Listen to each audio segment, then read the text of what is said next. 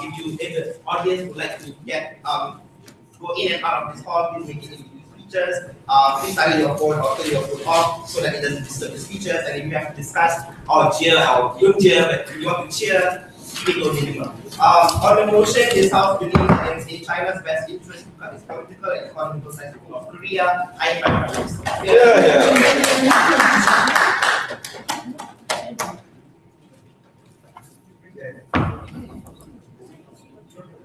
Guys, only that door is open. That door doesn't open.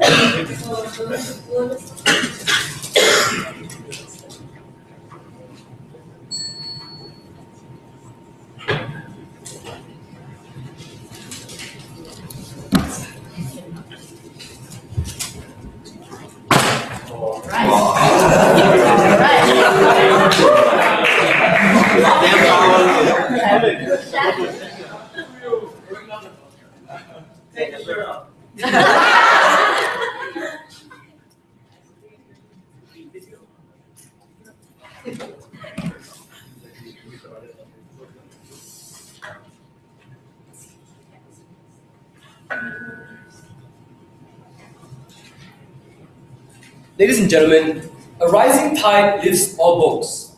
But if that tide is continuously held back by an actor that is not only irrational, but holds questionable benefits to China, we don't think China will succeed in its interest in claiming regional hegemony. What am I going to talk about in this debate? Three very important things, but before that, I'm going to do very important Prime Minister stuff.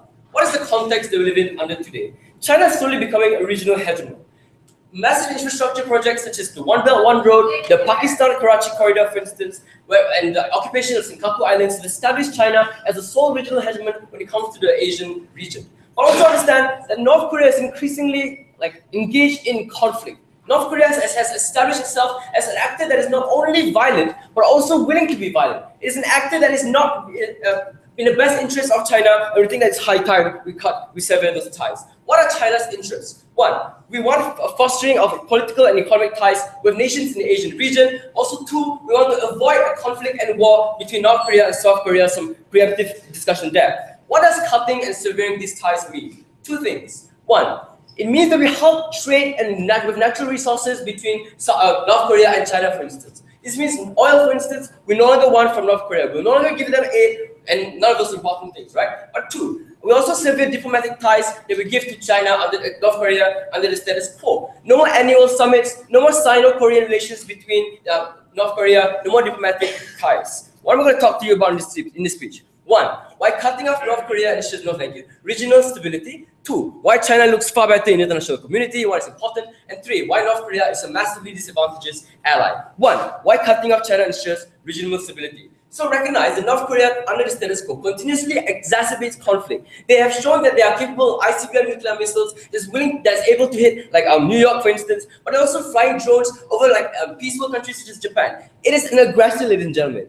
Our stance in this debate is that China does not want war because one, we don't want the flooding of refugees into the Chinese state, for instance. Also two, the economic and political instability that results as a result of conflict will ensure that economic prosperity will be hindered on the outside of the house. Why under their side of the house, North Korea goes to war with South Korea? Understand that under the status quo, North Korea is currently empowered by China. What does this mean? It means that the US will not attack North Korea primarily because China supports them. The US will not want to paint themselves as an aggressor because of the fact that China is a regional hegemon. At the point at which you sever those ties, the US are willing to blow North Korea away. What does this mean? It means that North Korea knows this. It means that it will not engage in conflict precisely because they like Chinese protection. But secondly, even if North Korea engages in conflict, for instance, they also recognize that North Korea also needs important long-term protection. This means that they have to ensure that they are defended from second strikes from other actors. They have to defend from international condemnation. Recognize that under the status quo, it is primarily China's link toward North Korea that prevents them from doing that in the first place. At the point at which you sever these links,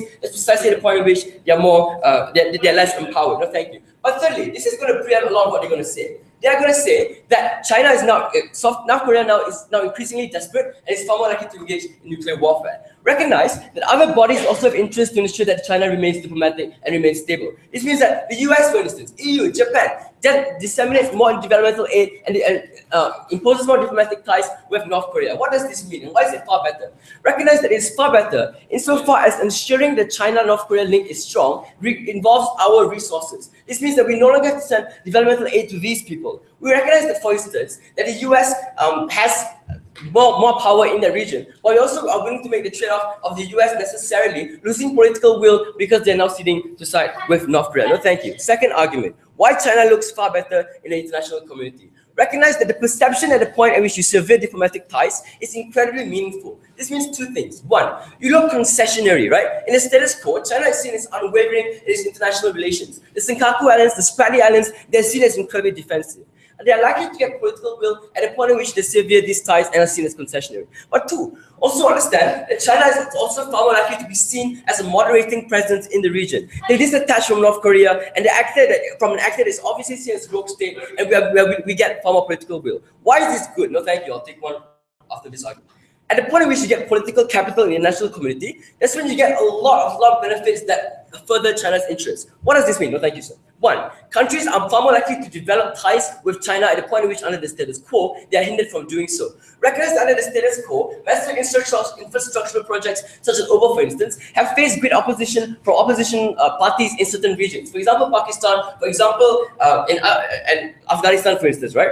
Recognize that they are unable to paint China as an imposition, but at a point in which China severs ties, at a point in which China is seen as moderating. But two, understand, no, thank you, we also get far more soft power at the point in which we establish more diplomatic ties because we are seen as concessionary and moderating. This means that it's far easier to implement trade deals that benefit us, for instance. We are far more likely to get favorable policies from WTO. Like in the UN, we are far more likely to get support for interests that further our cause. We expand our regional hegemony precisely because we are seen as moderating. So did I hear you correctly? You said your alternate of China not supporting North Korea is EU, US, and the West Union. Well, we're fine with that because insofar as it means that it's less of China's burden to do so, for instance, and insofar as it means that China literally disseminates billions of dollars in aid to this region, we are fine with China severing this tie. But this is where it's incredibly important. This is the important link here. Why North Korea is a disadvantageous ally for China. Recognize that North Korea is an extremely unpredictable and irrational actor. Kim Jong-un has promised, for instance, to stop nuclear tests. He has continued nuclear tests. Kim Jong-un has promised to stop nuclear proliferation, despite China's disagreement. They've continued to do so. The leadership is irrational and unpredictable. What does this mean? It means that it's impossible to moderate these actors to begin with because North Korea is an unpredictable, irrational ally. Why is it important? One, recognize that under the status quo, North Korea can attack China already. An important example we point to you is the fact that Saudi Arabia attacked US via terrorists, for instance, despite US funding Saudi Arabia. Irrational actors do not have their best interests at heart. But two, understand also, insofar as waste of resources, we only get oil from North Korea, for instance. We think we're fine making that trade-off, and we're fine with like saving billions of dollars that we use for developmental aid to prop up a rogue state's regime. There is an ally that harms more than it helps, right? We are fine with severing these allies insofar as it means it's the disadvantageous member of that particular relationship. Ladies and gentlemen, this debate is about why North Korea is a disadvantageous ally, right? North Korea is a rogue state. It is high time we sever relations. So proud to propose.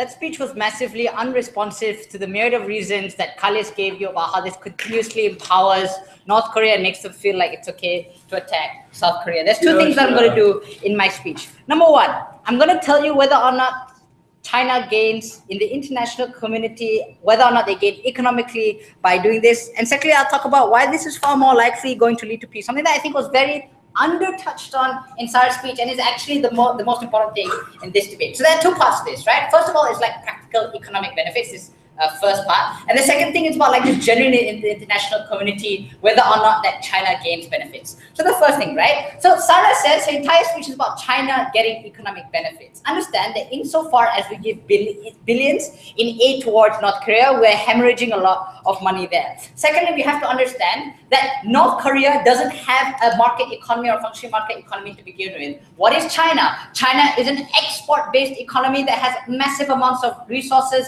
in and of itself, and that means that it doesn't have any ability to export those things to North Korea to begin with. So North Korea is quite useless in giving them that money to begin with. North Korea has massive amounts of labor capital. Does not depend on North Korea for that. Third of all, even if you want to talk about North Korea's resources and our ability to extract them, sit down. North Korea doesn't have the technology to extract them even, right? So, and they will not have the technology in the short term or the long term. So therefore, that's something that they can't even trade with China as much. But fourthly, we tell you that this is also something that they can get from over anyway. So it's something that China doesn't necessarily care about. Let's move on to the second part. I think like just practically, China just doesn't need North Korea at all. In fact, it's the other way around. They give billions in net loss towards North Korea. The only reason they do it is because they think it'll be more peaceful. But I'll talk more about that later. All right, let's talk about the international community, right? So what did Sarah say? Sarah said that it makes you seem like not a trustworthy ally. Number one, let's understand that Asian countries don't trust China precisely because China allies with North Korea. Why? Number one, if North Korea decides to attack any of these allies, what these countries are thinking is, who is China going to ally with? Are they going to ally with North Korea, or are they going to help me out? That means that these Asian countries have a huge incentive to turn towards the US as opposed to China, because they don't know if China can ever be trustworthy if a war ever breaks out to begin with. Who are the likely countries that are far more likely to increase your trust? South Korea, Japan, countries who historically really hate North Korea. So it's true, right? We lose trust towards like all these African countries, but we don't really care about them, right? We'd rather regional hegemonies in markets that are incredibly strong, that we can't necessarily trade with to begin with. And these are the countries in which Obar is focusing on. The second reason why it doesn't matter even if it doesn't make them seem like a trusted ally to begin with.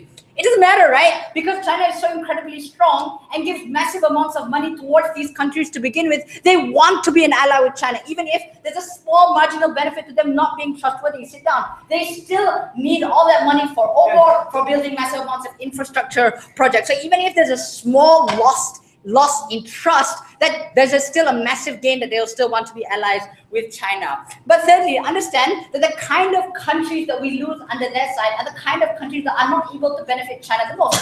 Understand the kind of examples that Sarah gave, right? Pan-African countries that are extremely unstable and don't have strong economic benefits to begin with. Why should we care about these countries so much? I'm not entirely sure what your case is to begin with.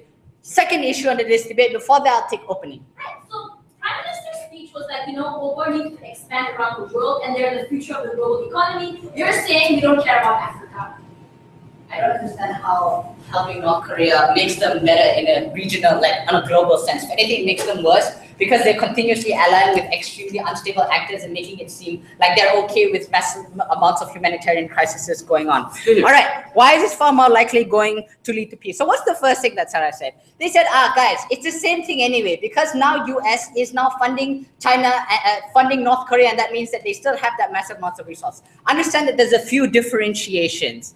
Number one, the difference with the US is that it means that China, the difference if the US funds it, it means that if North Korea decides to go to war, they know that the US will still bomb the fuck out of North Korea to begin with. That won't happen as long as China is an ally. Why is that? Because insofar as China doesn't want to appear like it's bombing its own allies, if North Korea does decide to go to war, it feels emboldened because it knows the fact that it's being protected by China to begin with. The point at which China cuts ties, and it depends on the US support. It knows that US is not really an ally to begin with, but it simply gives it out of humanitarian humanitarian aid. So it knows that there is a possibility that US will still attack it. That's necessarily the differentiation. The second reason why China is okay with the US doing it is, I think, it massively wastes America's attention on North Korea and also the massive amounts of resources on North Korea to begin with. That's a massive amount of freeing, right? So it knows that US will want to keep it up because there's massive amounts of humanitarian crisis going on, and that the US is allies with South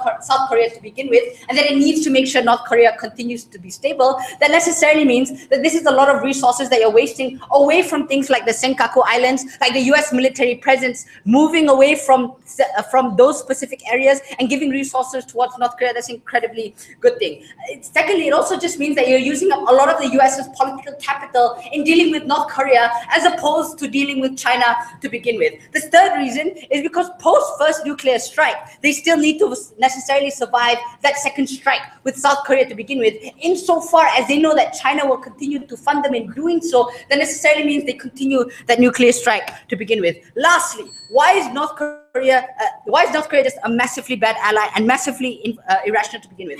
Understand that there are zero checks and balances within the North Korean government, right? So even if North Korea says, and may be dependent upon China to begin with, the perception or the idea within North Korea is that they may also attack China. Why is this so, and when has this happened in the past? We think this has happened between the past with Germany and the US when they were dependent on us during World War II. We think that this happened between Afghanistan and the US when we literally funded Saddam Hussein. The reason why giving resources extremely disadvantageous to give to an irrational actor is because it necessarily empowers them and gives them enough resources to be able to attack us in the first place. So insofar as they currently have the ability to attack us but not survive, it is more strategic for China to stop funding them right now so that they can never stockpile enough resources to survive a secondary post-nuclear attack towards any other country in the region. Here's the thing.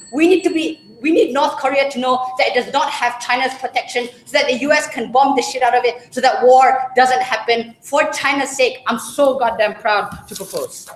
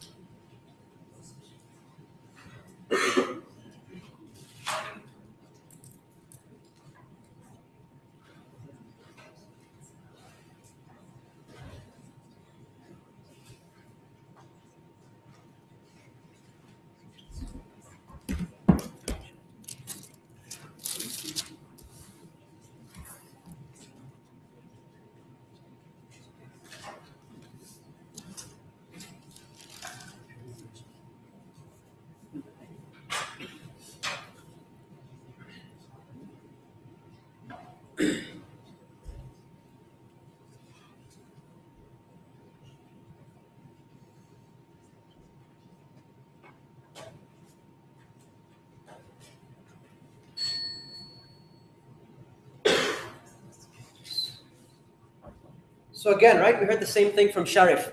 You shouldn't be allied with someone that's unpredictable. Well, China gave so much of shit about this, they wouldn't be allies with Pakistan, Afghanistan, right? We need to understand that this debate obviously takes into consideration China's best interest. And if China has never really taken a country's stability into too much of a consideration in the past, we don't think it's necessarily an option to do now, especially when you're trying to be the global economy and things like that, right? Two things I'll prove to you in my speech, and I'll take down most of what Sharif said. Firstly, I'll tell you exactly why it is in China's best interest to do so. Secondly, I'll talk about like the international image, and then I'll tell you exactly the link between taking away power from, taking away relationship with North Korea and how it affects the economy and relationship with other countries, right? A link Sarah had, but Sharif claimed she didn't.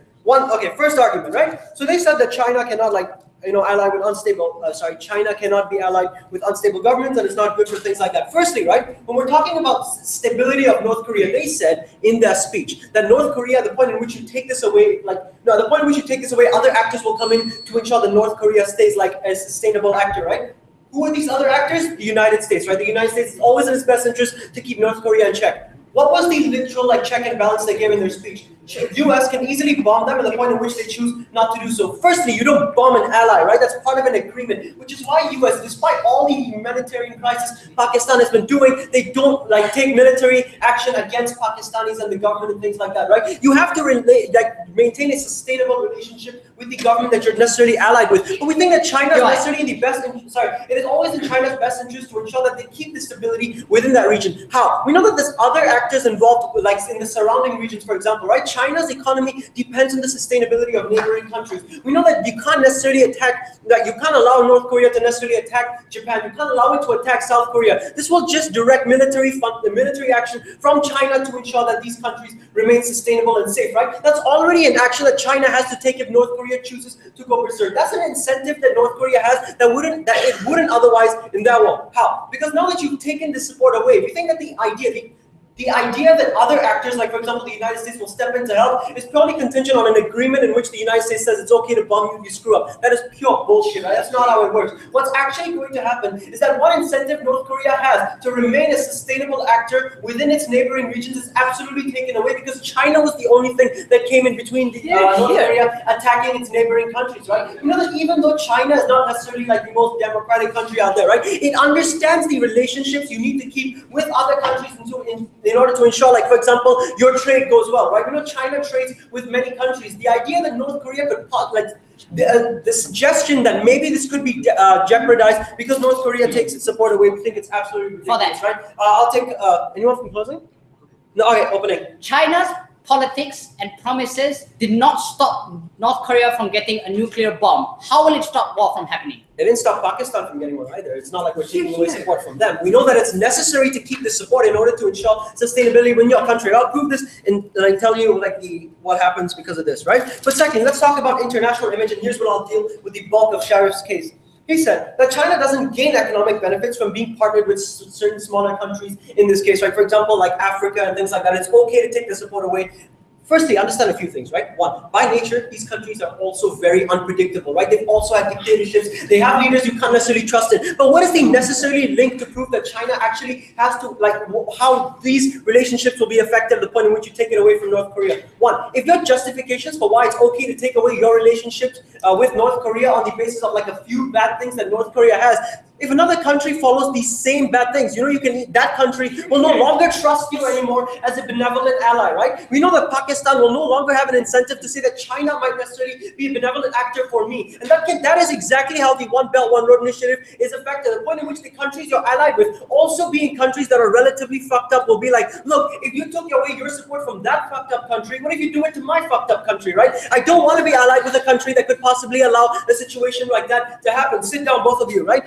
Secondly, just understand that in order to be a global economic powerhouse, you need the support of a lot of these other countries. And by nature, if they show some similarity to North Korea, and using the same arguments to take your support away from North Korea, these countries will not necessarily be the ones to openly engage in to openly be allies with you, right? So we think that China has to look beyond certain characteristics in order to assure sustainability. Point in which you use the same arguments. We know the other countries who follow the same thing. What could necessarily happen? One, these countries will have less of an incentive to actively trade with China, right? We know that, for example, they'll put caps on the infrastructure that China could possibly create, right? We know that Pakistan will no longer allow for military bases and bridges to be created within that country because it's really not a good thing to do so if you're allied with a country that could easily withdraw its support at the point in which you're committing, I don't know, humanitarian crisis, right? Which, my God, happen like every single day in these countries. So we know that this action necessarily creates a precedence in which other countries China is allied with of the same nature could be affected and more detriments could happen, right? But lastly, let's talk about, and that is the link on how, if you take away your support from North Korea, other countries will necessarily be affected, the ones of the same nature, and China cannot be the global economic powerhouse it wants to be because these countries no longer trust China for building economic infrastructure and things like that. Sit down. But secondly, right, let's talk about this whole argument in greater detail on how the United States will help them in humanitarian crisis and things like that, right? Firstly, we have to understand that it's always been in China's best interest to look like a very benevolent actor, right? Which is why it continuously funds a lot of these small groups, like people who aren't being fed well people who aren't being fed well in Pyongyang, in regions outside of Pyongyang and things like that, right? So that's already a necessary step that China has to take by principle to ensure that it remains, like in the North Korean eye, a sustainable ally, right? Who's to say that the United States might necessarily do the same thing, especially when the United States agreement to help North Korea out and be its ally is part and parcel of the United States being able to bomb them at the point in which they screw up, right? That is not the kind of allies we want, and that is not exactly what keeps North Korea in check. Why? Because North Korea has never been a country to succumb to pressure like that, right? They always want to look strong. If United States agreement comes with a part and parcel of something like that, you know that North Korea is not just going to back down its arms and say, all right, we'll let you do exactly what you want. So these benevolent actors that are going to enter your country, the point in which they devalue your power, they impose such a strong restriction on like the way in which they can help you. North Korea is not going to want the United States to come in the country. They're not going to want humanitarian aid from these countries, right? More likely what they're going to do is to keep their power, tell the United States to get lost, and continue to starve so many individuals who would have otherwise been fed had China been the partner, right? Because China's agreements do not come with such restrictions. We think that that is a unique benefit that only exists in a world in which China is the powerful ally to North Korea, right? Let's be realistic. They're going to lose.